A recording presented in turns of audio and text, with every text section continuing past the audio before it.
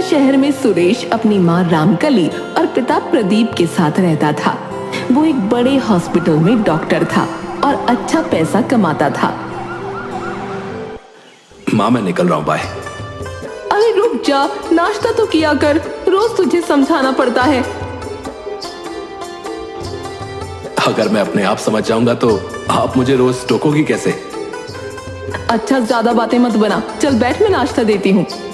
सुरेश नाश्ता करने बैठ जाता है और तभी अचानक उसका फोन बजता है।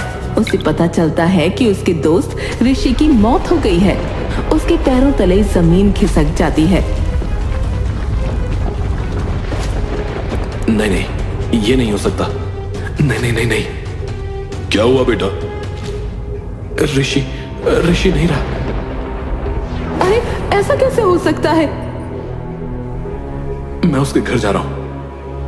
हाँ बेटा, जल्दी जा। सुरेश फौरन कार उठाता है और उसके घर पहुंचता है। इंस्पेक्टर साहब, आप यहाँ क्या कर रहे हैं? क्या हुआ है? हमें इसके पड़ोसी ने फोन करके बुलाया क्योंकि इसकी मौत बिल्कुल नेचुरल नहीं है।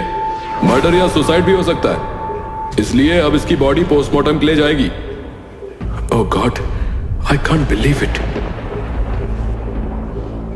अगले दिन सुरेश सुबह उठकर हॉस्पिटल जाता है, लेकिन उसके मन में सिर्फ ऋषि की मौत का ख्याल चल रहा था। उसे अचानक याद आता है कि आज पोस्टमार्टम रिपोर्ट आनी है। वो तुरंत पुलिस स्टेशन पहुंचता है। इंस्पेक्टर साहब, क्या ऋषि की पोस्टमार्टम रिपोर्ट आ गई? हाँ, रिपोर्ट आ गई है। तो क्या पता चला? रिपोर्ट के मुताबिक ऋषि की मौत ड्रग ओवरडोज से हुई है। Drug overdose? ये कैसे हो सकता है? ऋषि ऐसा नहीं था। हमें भी यही लगा था, लेकिन रिपोर्ट साफ साफ दिखा रही है कि ऋषि पिछले काफी समय से ये ड्रग ले रहा था। हे भगवान, ये क्या हो गया? सुरेश के मन में हजारों सवाल उठने लगे। वो खुद को दोषी मानने लगा कि वो अपने दोस्त की परेशानी को नहीं समझ पाया। वो पुलिस स्टेशन से बाहर निकल गया और उसने तुरंत अपने पिता को फोन किया और सारी बातें बताईं। बेटा, जो हो गया उसे बदला नहीं जा सकता। तुम अपने आप को दोष मत दो। नहीं पापा, मुझे कुछ करना होगा। मैं इस ट्रक के बारे में और जानना चाहता हूं। छोड़ना बेटा, क्या करेगा उसके बारे में जानकर? नहीं पापा, ये ड्रग्स बेचने वाले लोगों की जिंदगी खराब कर रहे हैं। मुझे बहुत गुस्सा आ रहा है। सुरेश वापस पुलिस स्टेशन के अंदर जाता है और इंस्पेक्टर से उस ड्रग के बारे में पूछता है। इंस्पेक्टर बताता है, दरअसल ये ड्रग आजकल शहर में एक गिरोह के द्वारा बेची जा रही है। हम इस गिरोह की तलाश में हैं, लेकिन अभी तक हमें कोई ठोस सबूत नहीं मिला है। तो आप लोग क्या कर रहे हैं? अगर आप लोग जल्दी कुछ नहीं करेंगे तो और लोग भी ऐसे ही मरते रहेंगे। देखिए, हम अपनी पूरी कोशिश कर रहे हैं, समझे? लेकिन ये चीजें समय लेती हैं। आप इस मामले में दखल न दें और हमें अपना काम करने दें।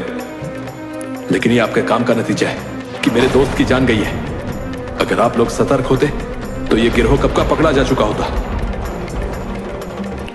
डॉक्टर सुरेश, अगर आप यहां और रुकेंगे तो मैं आपको इस मामले में अरेस्ट भी कर सकता हूं। चाहिए और अपना काम कीजिए, हमें अपना काम करने दीजिए।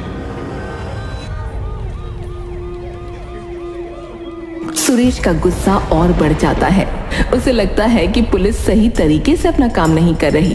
वो वहां से निकल जाता है, लेकिन उसके मन में अब एक ही ख्याल था, इस ड्रग गिरोह को पकड़वाने का। सुरेश पुलिस स्टेशन से गुस्से में निकलकर अपने घर की ओर चल पड़ता है। रास्ते में उसे अचानक भूख लगती है और उसे एक एग ऑमलेट वाले की दुकान नजर आती है।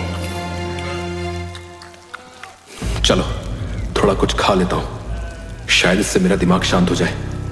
वो एग ऑमलेट वाले के पास जाता है और एक ऑमलेट का ऑर्डर देता है। भैया एक एग ऑमलेट बना दो। कितने का है? 15 रुपए का। अभी आपको एकदम ताजा और गर्म ऑमलेट बना कर देता हूं। भैया आपका ऑमलेट तो बाकियों से काफी सस्ता है, कैसे चला लेते हो दुकान? इसमें तो कोई खास कमाई नहीं होती होगी। अरे साहब, जैसे तैसे चला लेते हैं, आप चिंता ना करें, बस खाइए।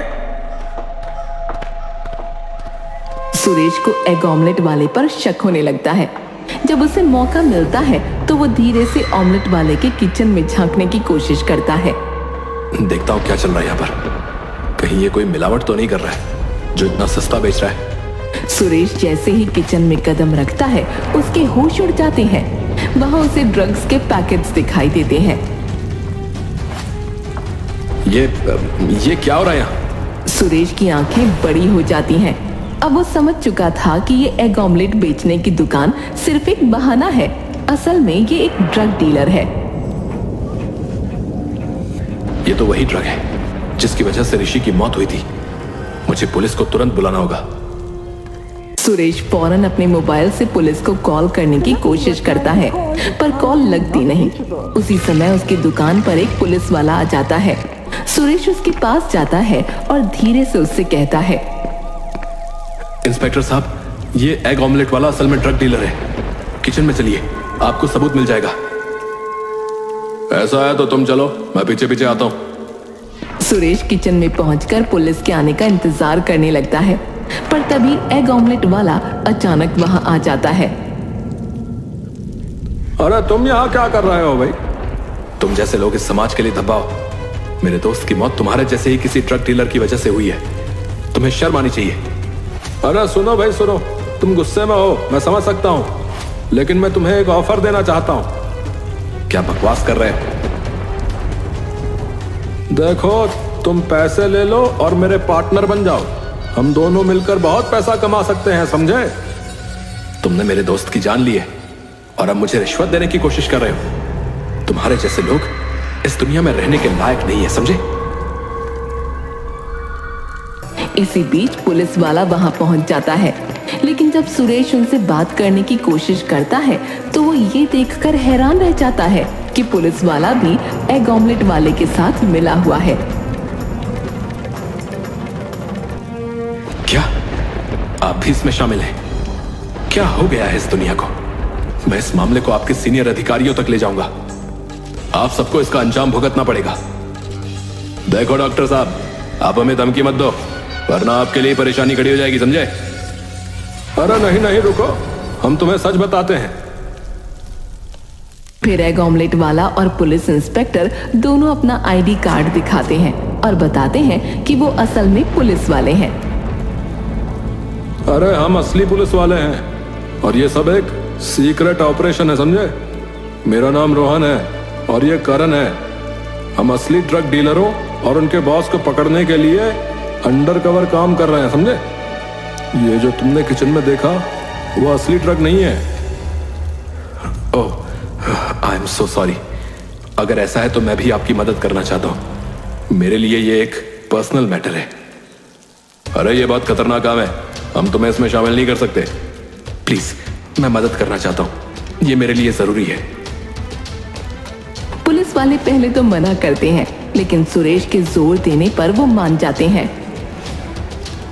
ठीक है, अगर तुम इतने ही अड़े हुए हो तो सुनो, तुम किसी असली ड्रग डीलर से ड्रग खरीदने की कोशिश करो और बातों बातों में उसे रोहन के बारे में बता दो।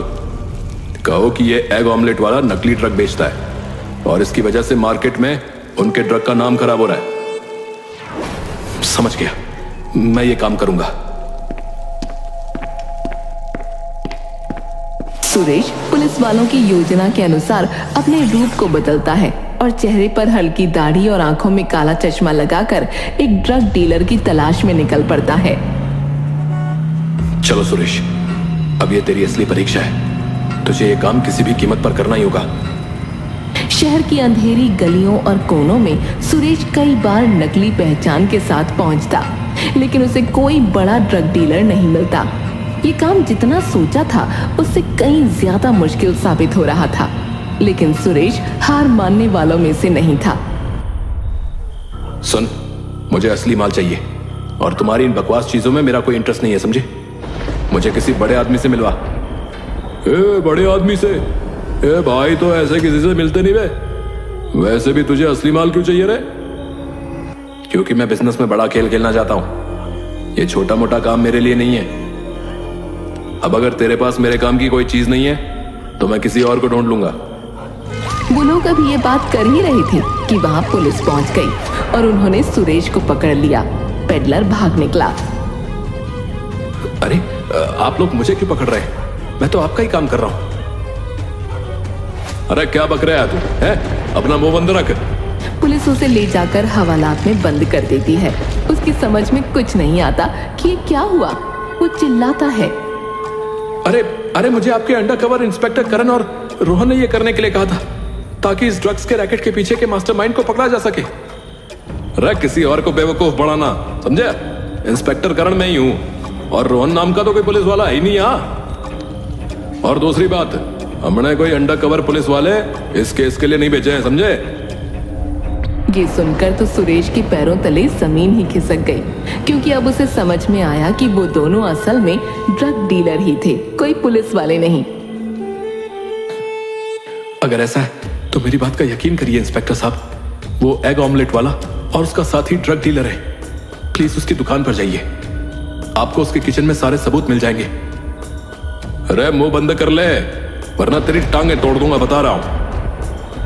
सुरेश ने उस पुलिस वाले को बहुत समझाया, साथ ही अपने दोस्त ऋषि के बारे में भी बताया। तब जाकर उस पुलिस वाले ने सुरेश की बात मानी। ठीक है, हमें उस ऑमलेट वाले के पास लेकर चल।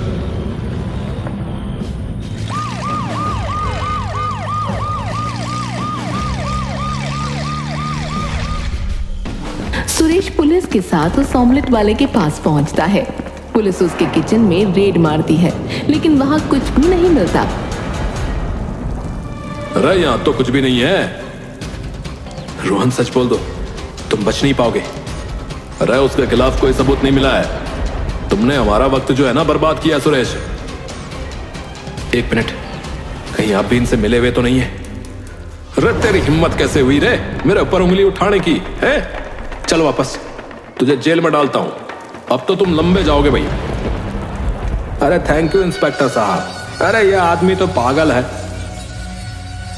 पुलिस रोहन को ले जाकर वापस हवालात में डाल देती है। उधर जब उसके माँ बाप के पास ये खबर पहुंचती है तो वो लोग भी पुलिस स्टेशन पहुंचते हैं, लेकिन पुलिस वाला जमानत देने से मना कर देता है। हे भगवान, मैं तो अच्छा करने निकला था, ये क्या हो गया? अरे बाहर आओ, तुम्हें कुछ दिखाना है। पुलिस वाला सुरेश को निकालकर एक कमरे में ले जाता है, जो देखने में किसी कंट्रोल रूम जैसा लग रहा था। पुलिस वाले ने बताया कि उन्हें रोहन पर शक था, इसलिए उन्होंने उसकी दुकान में माइक लगा दिया था, जिससे पता चला कि वो सचमुच ड्रग डीलर है और अब वो अपने मालिक से मिलने जा रहा है। तो आपने मुझे जेल में क्यों डाला और जमानत क्यों नहीं दी? अरे ताकि उसे और उसके मालिक को शक ना हो भाई। अब हमारे साथ चलो, हम इस रैकेट के मास्टरमाइंड को पकड़ने जा रहे हैं। वो लोग रोहन का पीछा करते हैं। रोहन एक गोडाउन में पहुंचता है। पुलिस धावा बोलकर उन लोगों को पकड़ लेती है और मास्टरमाइंड के रूप में सामने आता है सुरेश का बाप प्रदीप। पापा, आप तुम लोग यहाँ? हाँ भाई, हम लोग यहाँ। अरे आपने तो पुलिस को बेवकूफ समझ रखा है ना, अब आपका खेल खत्म हो लिया। तो इसीलिए आप लोगों ने मुझे जमानत नहीं दी थी? क्या आप लोगों को मेरे पिता पर पहले से शक था? हाँ भाई, क्योंकि तुम्हारे पिता सिर्फ ड्रग माफिया नहीं, एक हत्यारे भी हैं। तुम्हारा दोस्त कोई अपनी मर्जी से ड्रग ओवरडोज से नहीं मरा था भाई, उसे मारा गया था और वहां तुम्हारे बाप के होने के सबूत मिले हैं। आपने ऐसा क्यों किया पापा? उसे मेरे बारे में पता चल गया था और वो तुम्हें बताने आ रहा था, इसलिए मुझे उसको मारना पड़ा।